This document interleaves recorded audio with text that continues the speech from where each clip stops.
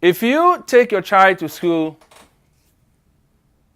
and she or he is in a biology class or some other humanity class, chances are that he or she is going to learn about the theory of evolution. And this is because most biology and most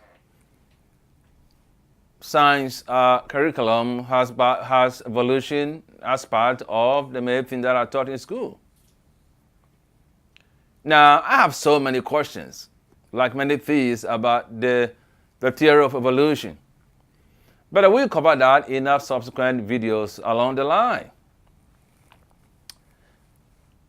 It is very interesting to note that evolutionary biology appeals only to the natural events and processes to describe and explain phenomena in the natural world. This is very important. The National Association of Biology Teachers have advocated the view that evolution should be explained in natural terms without resorting to any extra supernatural means to describe evolution. According to the NABT, the National Association of Biological Teachers, science teachers must reject calls to describe mechanisms of evolution by invoking non-naturalistic or supernatural notions, whether you want to call it intelligent design, creation science, and all those that are out there. So far, so good. The whole idea here is to stay religious neutral. Some Christians, some theists, believe that God could have created the heavens and earth using the processes of evolution. Some don't. But the National Association of Biology Teachers says that as soon as we invoke any supernatural means to explain evolution, those are outside the scope of science, and that they should not be presented as part of the science curriculum. The whole idea is this, that by invoking supernatural means to explain evolution, science cannot validate that. In other words, science doesn't have the tool to validate the influences of the supernatural when it comes to evolution. So far, so good, right? Teachers must teach their students evolution. If you want to teach them, but allow them to take the evidence. They are smart students. Allow them to take the evidence and let them follow the evidence all the way to the end to see what is the final cause of evolution. I mean, what is the first cause? The first cause of evolution.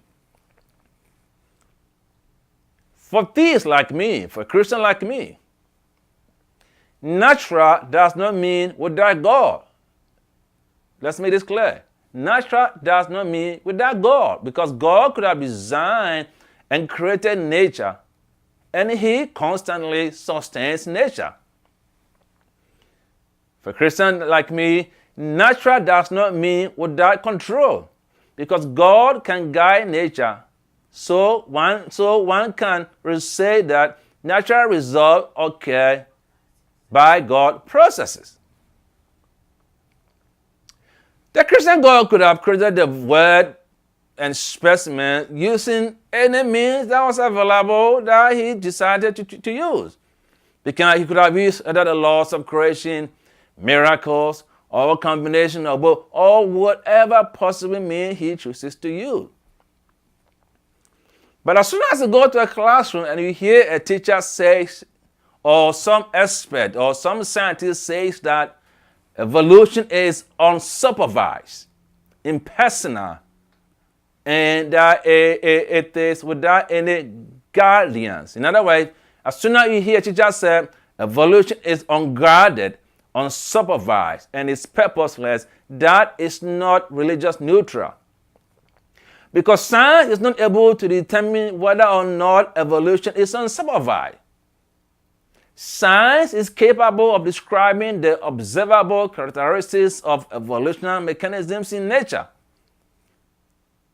But science does not tell us whether the entire evolutionary process is ultimately supervised or unsupervised.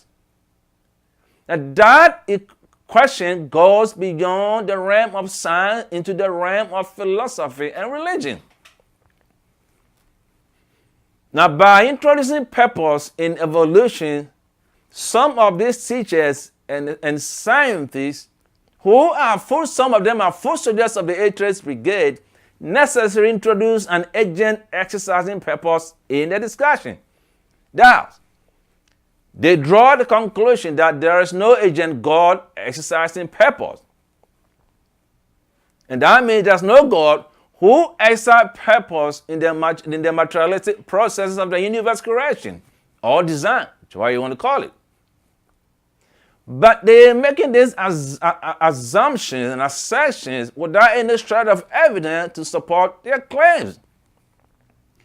As soon as somebody adds that evolution is unguarded, unsupervised, and it was led to chance, then these Christians, we also invoke the fairness strategy in schools.